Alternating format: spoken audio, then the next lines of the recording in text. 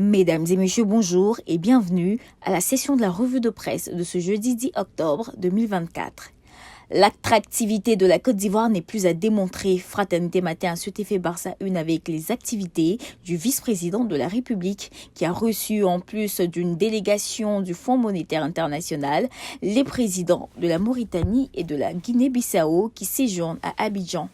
Le journal pro-gouvernemental propose aussi un reportage sur le mont Tankpi.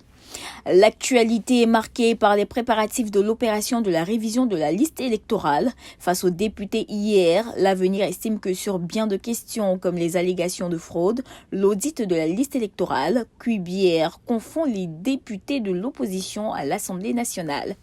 Ces explications détaillées ont mis en déroute bien de députés.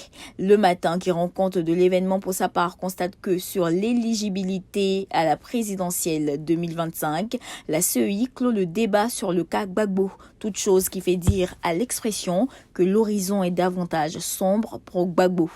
De manière générale, l'intelligent d'Abidjan affirme que Koulibaly Cubière rassure l'Assemblée nationale. Tout ce mouvement préparatoire du processus électoral aura pour point d'orgue la présidentielle 2025. À cet effet, les lignes bougent entre le FPI et le PPACI et Notre Voix qui rapporte l'information de la visite de compassion d'une délégation du parti de Gbagbo chez AFI fait réagir ce dernier qui affirme que c'est une visite mémorable. Le mandat, pour sa part, fait un gros plan sur des redoutables hommes politiques et d'État qui va animer le front politique.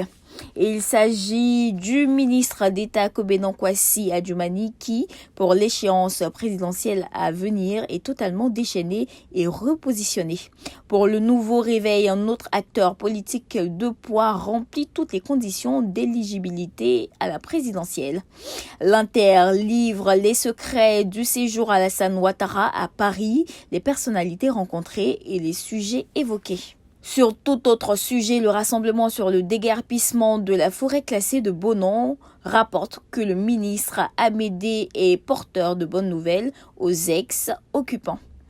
Avant de se quitter, intéressons-nous à Soir Info qui nous rapporte qu'un enfant de 3 ans a été retrouvé mort dans la piscine familiale après que la nounou l'ait confié à son frère.